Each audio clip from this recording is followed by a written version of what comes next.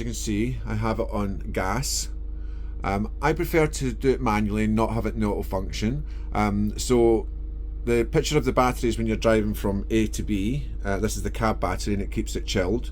The picture of the plug is the electric hookup that you have on when you're at a campsite.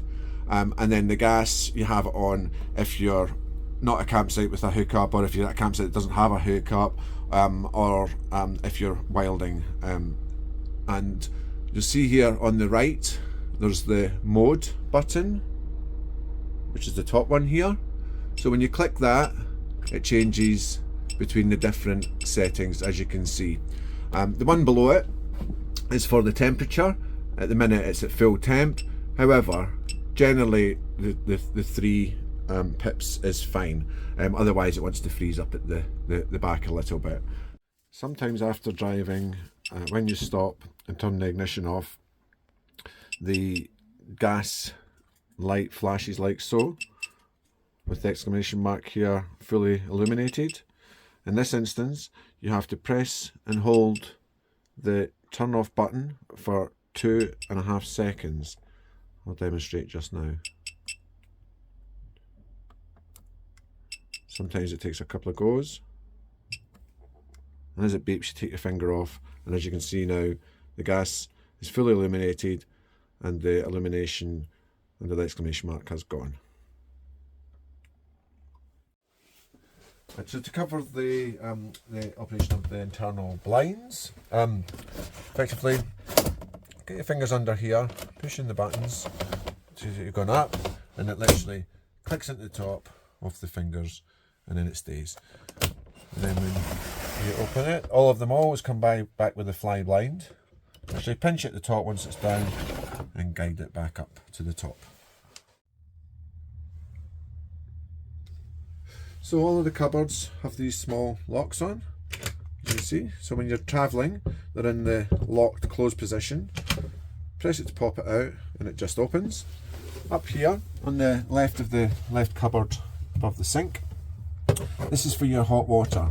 So the one on the left here that has the EL on it is for when you're on electric hookup at a campsite. Up to the top is 40 degrees, which is fine for dishes and stuff, and then the bottom setting is for showers, which is 70 degrees. And on the right hand side here, this is when you're a campsite that doesn't have a hookup, or if you're wilding. And the same principle, up to the top for the dishes heating, dishes setting, and the bottom for the shower setting. And you're here when you put the gas, when you put the side on that runs off the gas.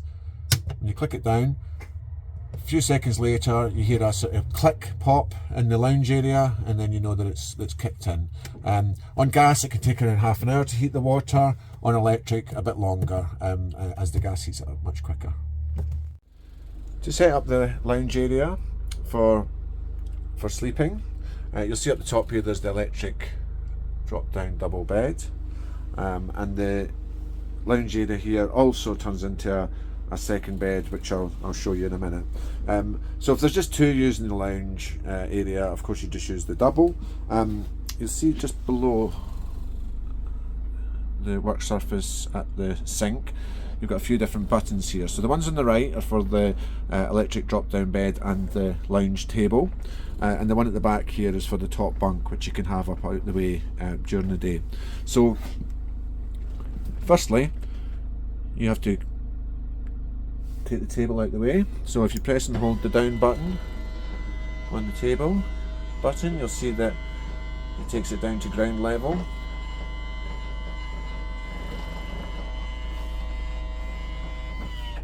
And then once out the way, you'll then see you've got the button for the electric drop down double. So press and hold the down button, and then you'll see that the double beds, I say there's just 2 using the lounge, it comes right down to ground level, which is nice, so you don't have to go up and down ladders during the evening. And then just press and hold the button in the up position to get it to retract back up to the ceiling area for daytime use. in the lounge area, if there's 5 of you in the van, obviously you have the double electric bed that comes down from the ceiling. There's 2 bunks at the back, and the 5th bed is the lower lounge area here. So you'll see with the table in the lowered position, you pull out the support, flip over the leaf, and that gives you support under the bed area. The 2 inserts here, which are stored in the garage. You have one with legs on, as you can see, and the other doesn't. The one without the legs on goes into the position closest to the cab seats, and then the second one, you'll see on it there's a little arrow just here. Push it towards the arrow, clip it up, and the legs lock in place, and then the legs go into the position here. So you have your rear adult sized bunks.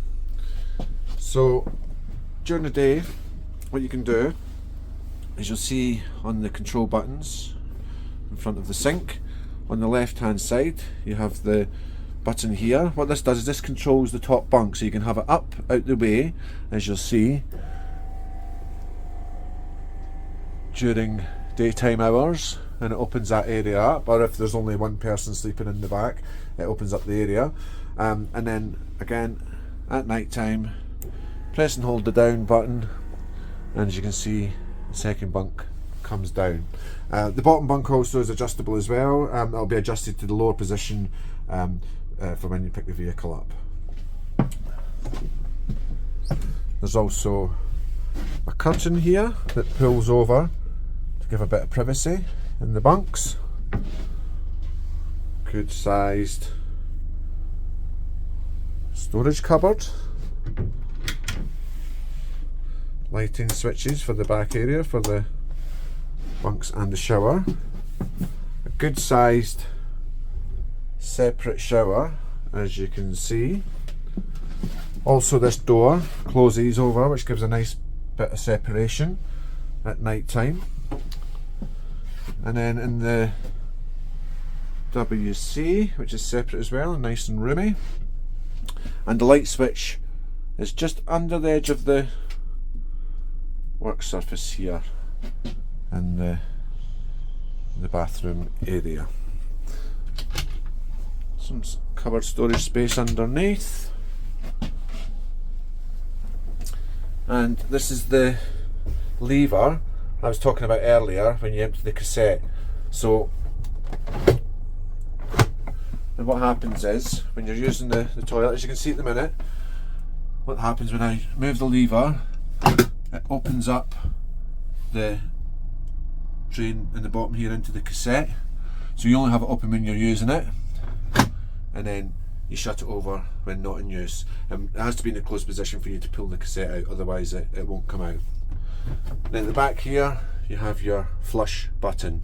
Just to the left of it, you'll see there's a little icon here, just here.